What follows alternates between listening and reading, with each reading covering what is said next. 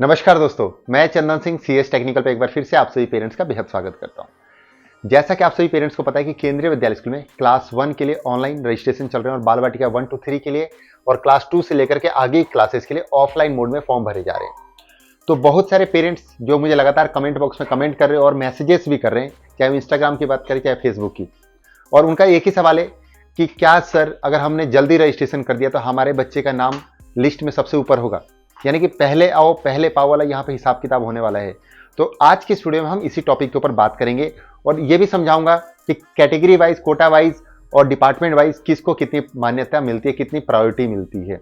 इसी टॉपिक पे आज हम बात करेंगे। ठीक है, वीडियो अच्छा लगे तो प्लीज वीडियो को लाइक कीजिएगा और चैनल को सब्सक्राइब करना मत भूलिएगा, क्योंकि कोई भी वीडियो अगर मैं लेकर के आता हूँ तो सिर्फ आप सभी पेरेंट्स के लिए लाता हूँ और मैं भी उम्मीद करता हूँ कि आप सभी पेरेंट्स को ये वीडियो पसंद आएगी।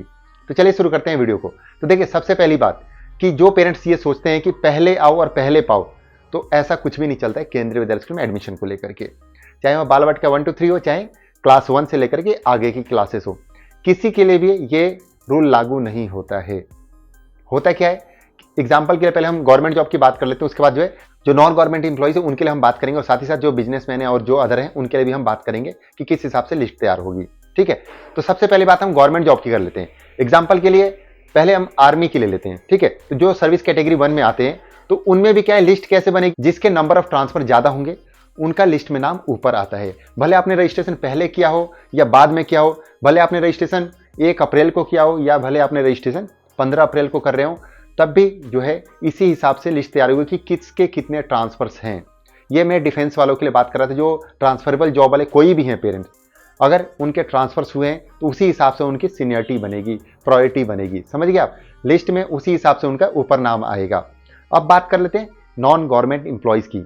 अगर आप किसी भी डिपार्टमेंट में नहीं है, चाहे वो सेंट्रल की बात करें चाहे स्टेट की, आप बिजनेसमैन हैं, चाहे आप दुकान पे जॉब करते हैं या आप दिहाड़ी मजदूरी करते हैं या रिक्शा चालक हैं या सेल्फ एम्प्लॉय हैं, प्राइवेट जॉब करते हैं, कुछ भी है, कुल मिला के आप गवर्नमेंट जॉब में नहीं है, तो इस कंडीशन में क्या होगा कि आपका देखा जाएगा कि आप कितने कोटा और कैटेगरी से एडमिशन के लिए अप्लाई किए। एग्जाम्पल ले लेते हैं, बहुत सारे पेरेंट्स ऐसे होते हैं जो जनरल कास्ट से आते हैं, उनके पास ना तो ईडब्ल्यूएस सर्टिफिकेट होता है, ना बीपीएल कार्ड होता है, ना कोई कास्ट कोटा होता है। वो सिर्फ जो है अपने सर्विस कैटेगरी मतलब कैटेगरी 5 से एडमिशन के लिए अप्लाई कर देते हैं। जैसे कि आपको पता है प्राइवेट जॉब वालों को कैटेगरी 5 या 6 बनता है, तो मान लीजिए उससे उन्होंने एडमिशन के लिए अप्लाई कर दिया।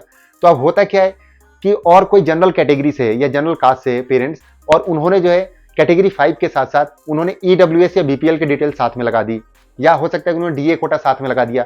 तो क्या होगा कि उनका पहले वाले पेरेंट्स से एडमिशन लिस्ट में ऊपर नाम आ जाएगा, बिकॉज उनके पास कोटा और कैटेगरी ज्यादा हो गए। ठीक है, और जैसा कि आप सभी पेरेंट्स को पता है कि आरटी कोटे में सीटें ज्यादा होती हैं। अभी जो है ईच एंड एवरी सेक्शन में 8 सीटें रिजर्व हैं, जैसा कि आपको पता है आरटी कोटे के लिए, तो इस हिसाब से जो है प्रायोरिटी मिलती है। बहुत सारे पेरेंट्स ऐसे होंगे जो कि ओबीसी एनसीएल कोटे से भी आते होंगे और कैटेगरी 5 होगी उनकी, और इसके अलावा जैसे डीए कोटा लगा दिया, तो इस कंडीशन में क्या होता है कि उनका भी प्रायोरिटी देखा जाता है कि किसका कितना है। बहुत सारे पेरेंट्स ऐसे होंगे जो ओबीसी एनसीएल में होंगे लेकिन उनका डिस्टेंस जो है लेस देन 5 किलोमीटर में नहीं होता है, तो वो जो है सेम कोटा और कैटेगरी वालों से अलग हो जाते हैं, क्योंकि जिनका डिस्टेंस लेस देन 5 किलोमीटर होता है और ओबीसी एनसीएल होगा या एससी एसटी होगा, तो वो जो है आरटी कोटे के लिए एलिजिबल हो जाते हैं। तो इस हिसाब से लिस्ट तैयार की जाती है।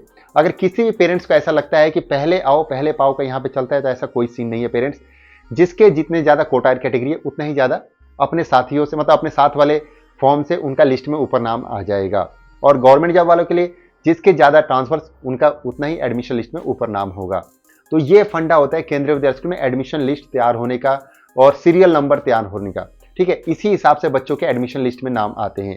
अगर फिर भी किसी पेरेंट्स को लगता है कि उनके सवाल का जवाब नहीं मिल पाया है, आप अपने डाउट्स क्लियर कर सकते हैं मुझे कमेंट बॉक्स में कमेंट करके, और चाहे तो आप मुझे इंस्टाग्राम पे और फेसबुक पेज पे भी जो है डायरेक्ट मैसेज करके अपने सवाल पूछ सकते हैं। कोशिश करूंगा कि जैसे ही मुझे टाइम मिलेगा आप सभी पेरेंट्स के सवालों के जवाब पक्का देने की कोशिश करूंगा। अगर ये वीडियो पसंद आए तो प्लीज सीएस टेक्निकल को सब्सक्राइब करें और साथ ही साथ बेल आइकन को प्रेस करना ना भूलें, क्योंकि आपको आने वाली हर वीडियो का नोटिफिकेशन टाइम पे मिल पाएगा। वीडियो अच्छी लगे तो प्लीज इसको लाइक कीजिएगा और ज्यादा से ज्यादा पेरेंट्स के पास शेयर कीजिए। तब तक के लिए थैंक यू, बाय बाय, जय हिंद, जय भारत।